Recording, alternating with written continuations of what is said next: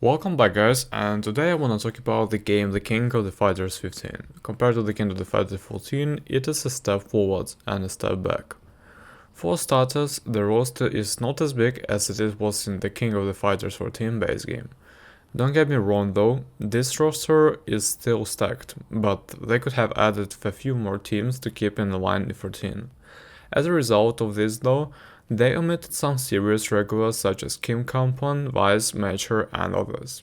Kim probably being the biggest loss for me personally. That said though, 39 characters off the bat is nothing to frown at, considering in this day and age when the most fighting games launch in the rosters in the teens. Hell, some not even breaking double digits. Visually the game is a step in the right direction.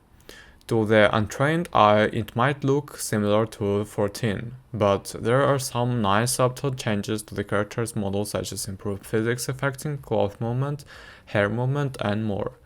There also appears to be much better animations for characters, and some changes to the way some faces look, making characters seem more lively compared to their 14 counterparts. There is also now RTX support for reflections for classes supported. Jokes aside, this is a good entry in the KOF XV series. Vibrant and colorful visuals, nice character designs, stacked roster. I like that Nakorokuru is not regular, and this time she brought along with the two more Samsho characters, including the legendary Haomaru. The story arcade mode is fun, it's a good time trying out the different team combinations and unlocking all the endings and the music tracks.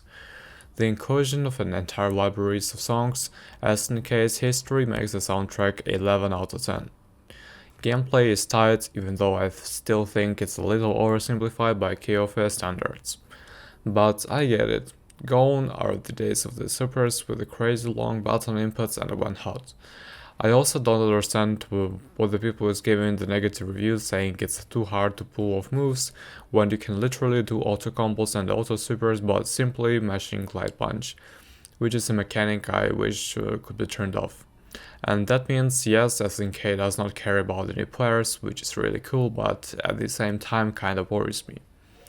That said though, the graphics don't come without some odd drawbacks.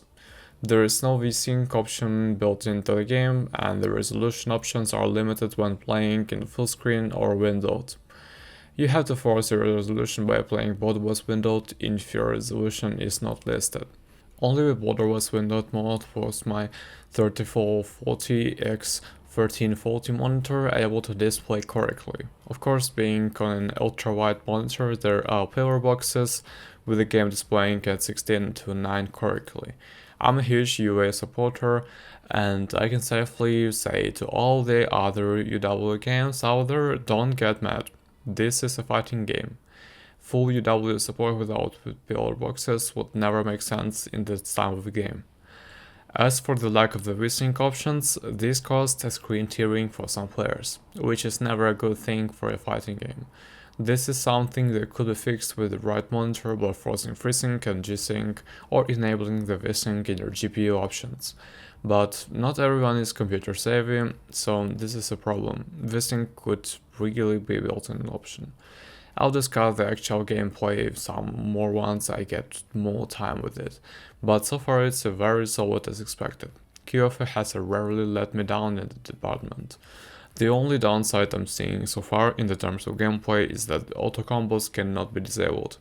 It's not a deal breaker, mind you, since auto combos do not mean you are actually going to be the better player.